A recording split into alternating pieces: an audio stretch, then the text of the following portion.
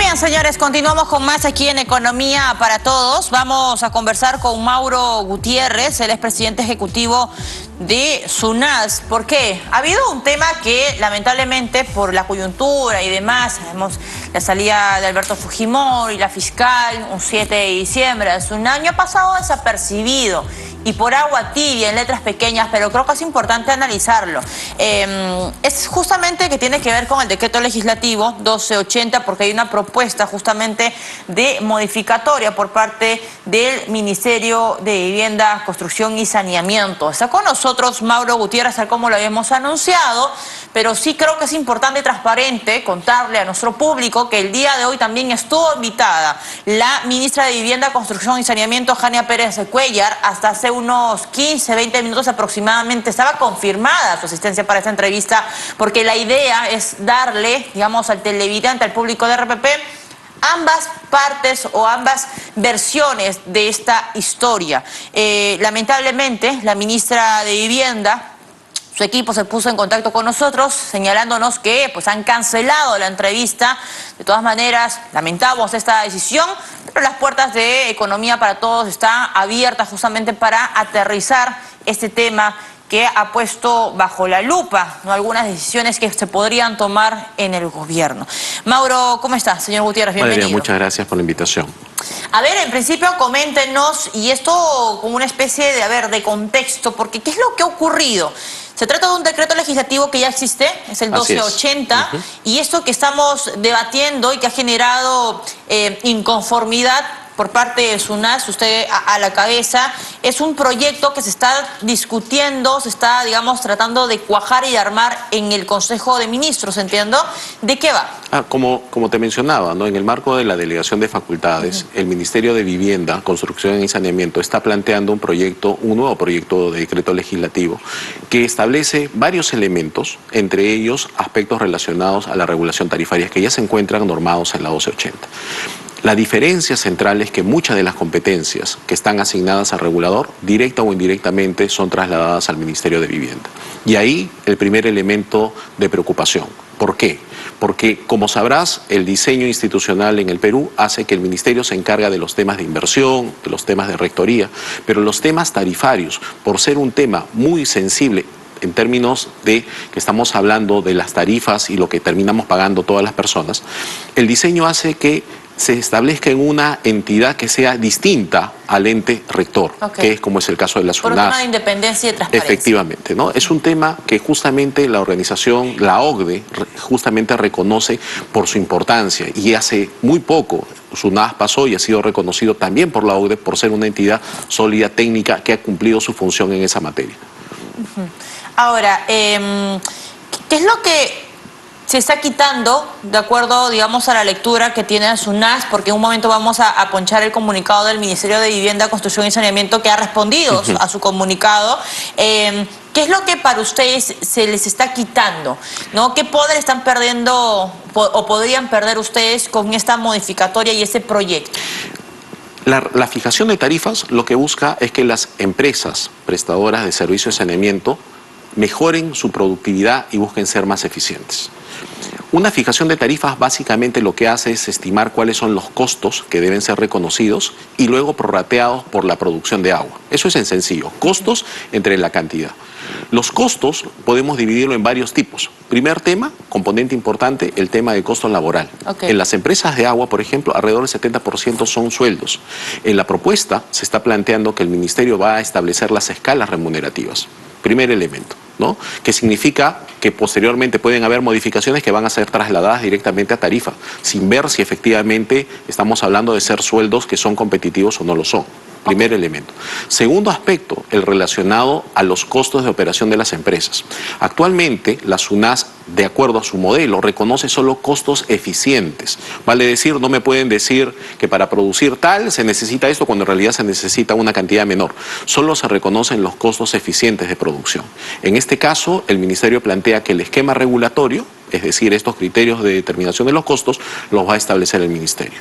El otro elemento, vinculado a las inversiones, que no es un tema menor, también proponen tener una capacidad de decisión y de priorización en esa materia. Y otro elemento final, la tasa de ganancia que se reconocen a las inversiones que están vinculados a la capacidad de financiamiento también de la empresa, señala que es el ente rector quien va a fijar esta remuneración. Okay. Entonces, ¿qué estamos hablando? Todos los componentes de costos, ¿no?, básicamente van a ser fijados por el Ministerio de Vivienda, directa o indirectamente. Eso conlleva a que el regulador básicamente con esos criterios va a tener que dividir, presionar Enter para que salga la tarifa, porque los otros componentes van a estar delimitados de alguna forma con estos reglamentos.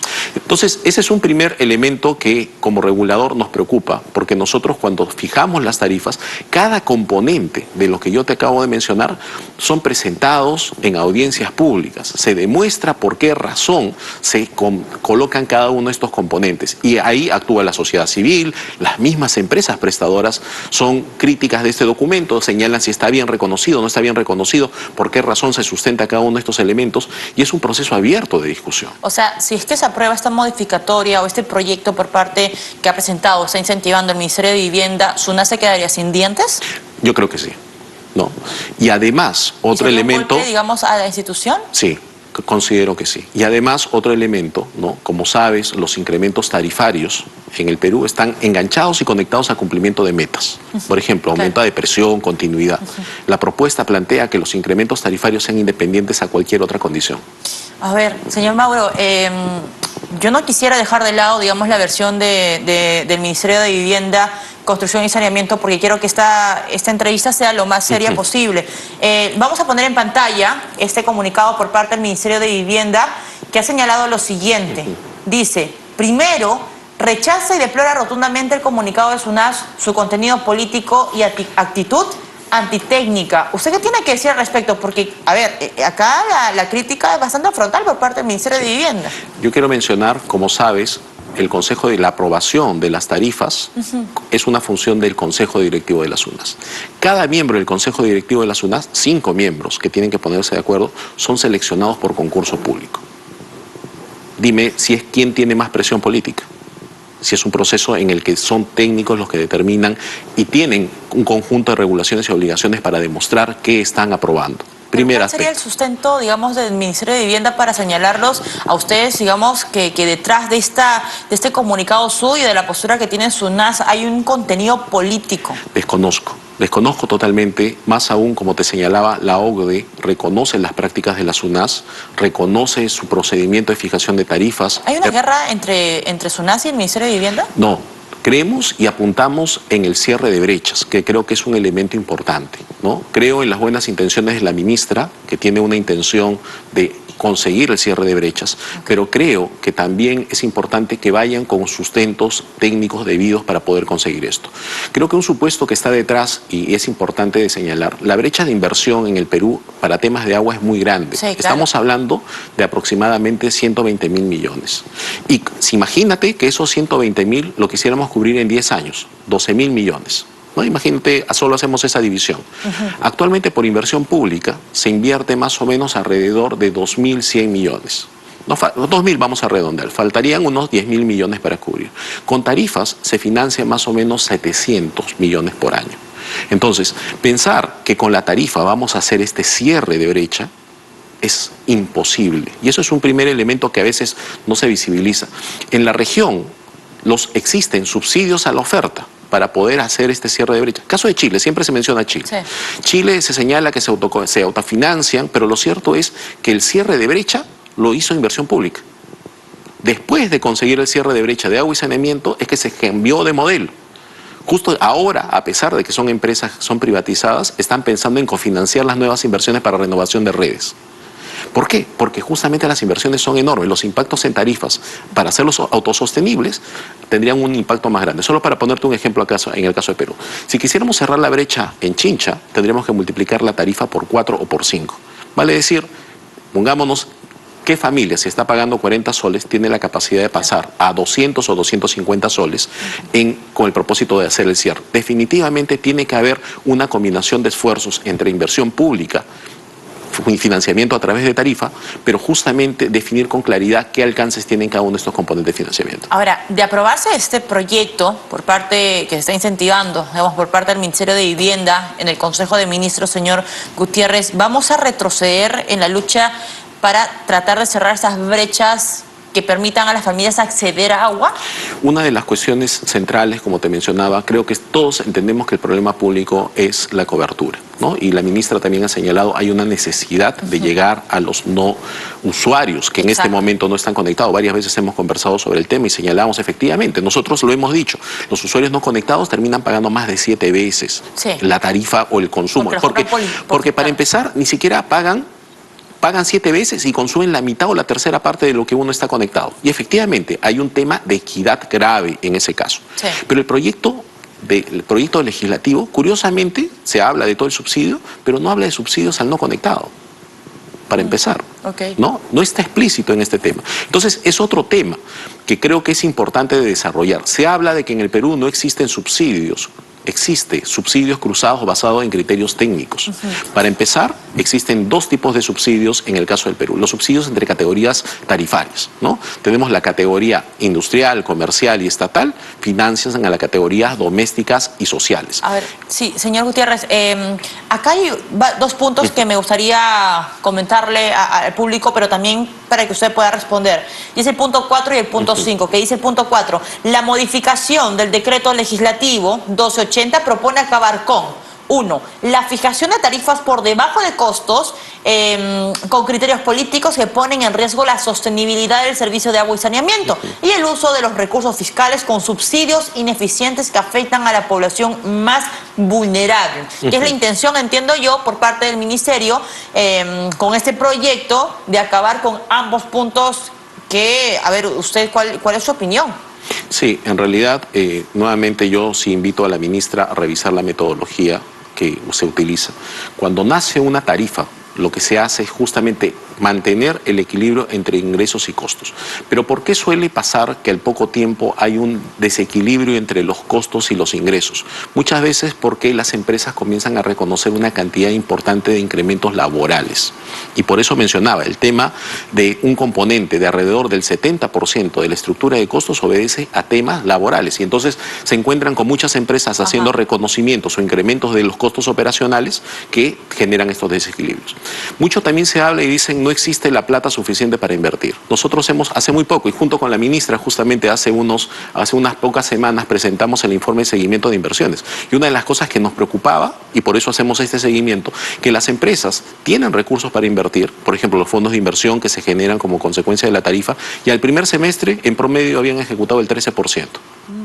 Entonces, es un problema de inversión, problema que también tiene el ministerio. Si tú miras el PIA del sector, para inversión, inició el año con 2.100 millones, el PIA, ¿no? El PIN luego se modificó y cambió.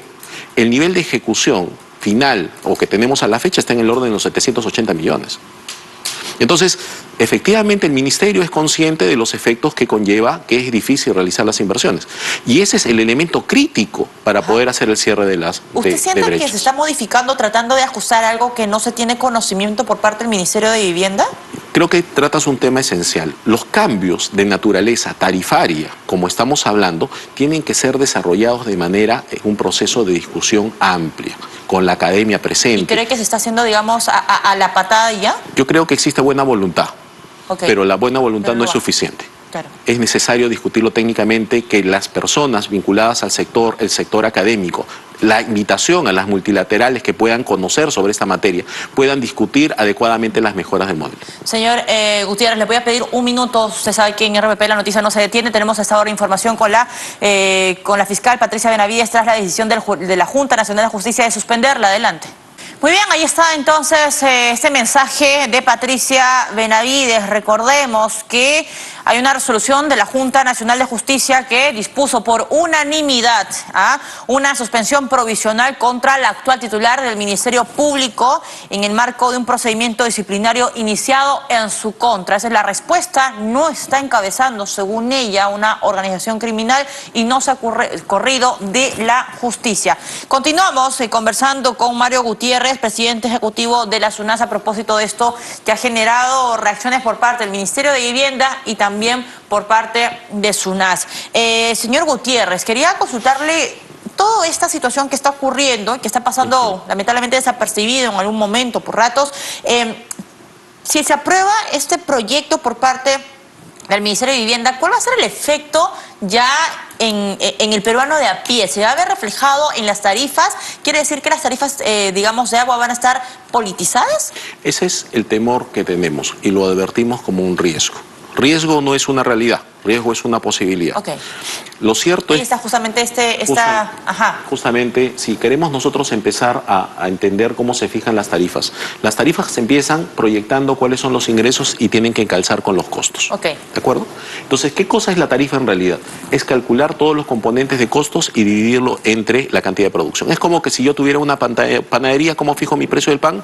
Sumo todos los costos y los divido entre las unidades que voy a vender. Claro. Es exactamente lo mismo en este caso, ¿no? Sumo los costos y divido entre la cantidad de lo que se va a producir en metros cúbicos de agua. Ajá. ¿Qué componentes tenemos aquí? Primero, la remuneración del personal de las empresas prestadoras, ¿no? El proyecto, ¿qué es lo que está planteando? Está planteando que mediante la determinación de la política remunerativa y de incentivos laborales que van a tener las empresas prestadoras. Ajá. Y el proyecto, ojo, señala que no genera gastos al sector público, vale decir, tiene que ser financiado por tarifa. Claro. ¿No? Entonces, ¿qué pasaría si es que estamos hablando en un determinado momento de una política de incrementos salariales van a tener que ser trasladados a los costos y que no necesariamente son costos eficientes? Definidos en todos esos casos, la remuneración, la operación y mantenimiento, las inversiones y el costo capital por el Ministerio de Vivienda, Construcción y Saneamiento. Efectivamente, por eso nosotros planteamos y decíamos, si básicamente los componentes centrales de los costos son determinados directa o indirectamente por el Ministerio y la demanda es básicamente un valor que uno es